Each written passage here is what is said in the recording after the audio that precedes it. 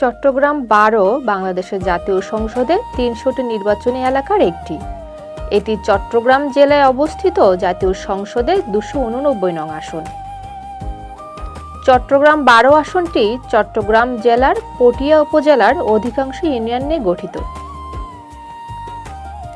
চট্টগ্রাম ১২ আসনের সর্বশেষ চূড়ান্ত ভোটার তালিকা অনুযায়ী মোট ভোটার সংখ্যা হল ৩,৫৩,১৯৫ জন।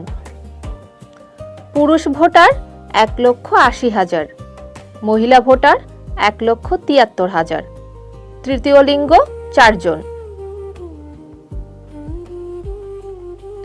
আসন্ন ত্রয়োদশ জাতীয় সংসদ নির্বাচনে চট্টগ্রাম ১২ আসনে বিএনপির প্রার্থী হিসেবে মোহাম্মদ এনামুল হককে মনোনীত করা হয়েছে।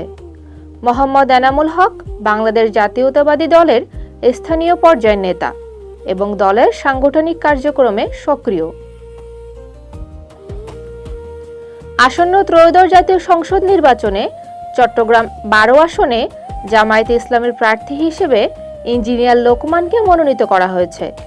ইঞ্জিনিয়ার লোকমান বাংলাদেশ জামায়াতে ইসলামের সক্রিয় নেতা।